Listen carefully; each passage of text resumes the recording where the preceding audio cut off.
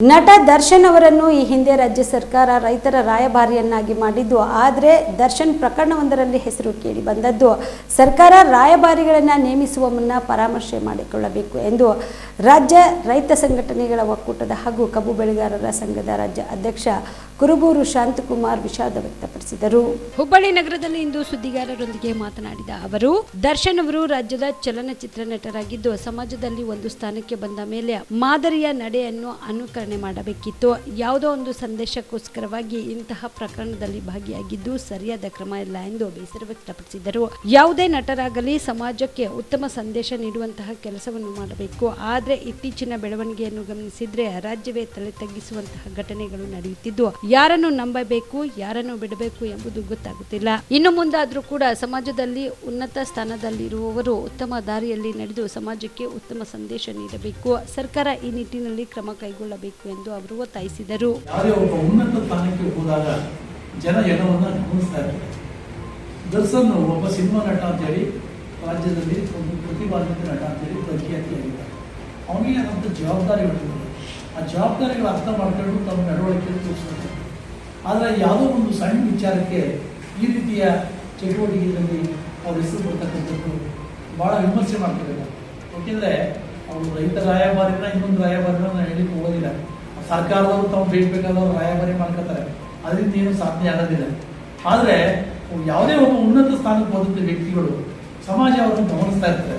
ಇತ್ತೀಚೆಗೆ ನಡೆದಂಥ ಕೆಲವೊಂದು ಘಟನೆಗಳು ಅಸಹ್ಯಕರವಾದ ಘಟನೆ ಕರ್ನಾಟಕದಲ್ಲಿ.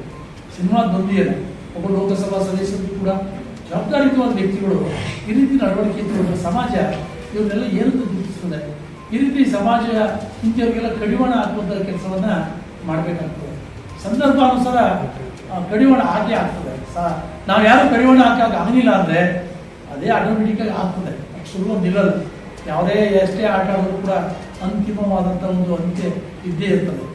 ಅದರಿಂದ ಇವರ ಒಂದು ನಡವಳಿಕೆಗಳನ್ನ ತಿಳ್ಕೋಬೇಕು. ಸಿನಿಮಾ ನಟರು ಅಂತ ಹೇಳಿದ ತಕ್ಷಣ ಸಿನಿಮಾದಲ್ಲಿ ಡಿಸ್ಟ್ರಿಬ್ಯೂಷನ್ ಮಾಡ್ತಾರಲ್ಲ, ಅದಲ್ಲ. ನಿಜ ಜೀವನದಲ್ಲಿ ಅವರ ಒಂದು ಇದು ಬದಲಾವಣೆ ಮಾಡ್ತಾರೆ. ಒಂದೇನೋ ಸಂದೇಶ ಕೊಟ್ಟಿದ್ದಾರೆ, ಅದಕ್ಕೆ ಬೇಕಾದಂಥ ಕಾನೂನು ಕಟ್ಟೆಗಳಿತ್ತು, ಅದ್ರ ಮೂಲಕ ಹೋರಾಟ ಮಾಡೋದಾಯಿತು. ಅವ್ರು ಭಾಗಿಯಾಗಿದ್ದಾರ ಬಿಟ್ಟಿದ್ದಾರ ನಾನು ಹೇಳೋದಿಲ್ಲ. ಆದರೆ ಈ ಥರ ನಡವಳಿಕೆಗಳನ್ನ ಸಮಾಜಕ್ಕೆ ತೋರಿಸ್ತಕ್ಕಂಥದ್ದು ಒಳ್ಳೆ ಬೆಳವಣಿಗೆ ಅಲ್ಲ. BM Max ಮಲ್ಟಿ ಸ್ಪೆಷಾಲಿಟಿ ಆಸ್ಪತ್ರೆ ಕಲಬುರಗಿ. ಎಲ್ಲ ರೋಗಕ್ಕೆ BM Max ಆಸ್ಪತ್ರೆ ಮದ್ದು. ಖ್ಯಾತ ಅನುಭವಿ ವೈದ್ಯರ ತಂಡದಿಂದ ಪ್ರಾರಂಭಿಸಿರುವ BM Max ಆಸ್ಪತ್ರೆಯಲ್ಲಿ ದಿನದ 24 ಗಂಟೆ ಎಮರ್ಜೆನ್ಸಿ ಟ್ರಾಮಾ ಚಿಕಿತ್ಸೆ.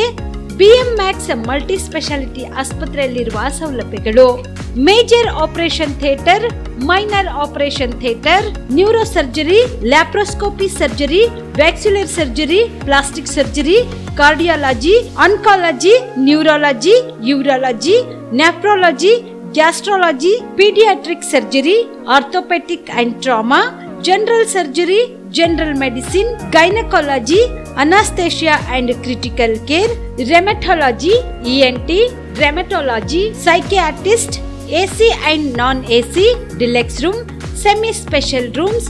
ಹೆಚ್ಚಿನ ಮಾಹಿತಿಗಾಗಿ ಸಂಪರ್ಕಿಸಿ BM Max ಮಲ್ಟಿ ಸ್ಪೆಷಾಲಿಟಿ ಆಸ್ಪತ್ರೆ, ರಿಂಗ್ ರಸ್ತೆ, ಹಗರ್ಗಾ ಕ್ರಾಸ್, ಕಲಬುರಗಿ.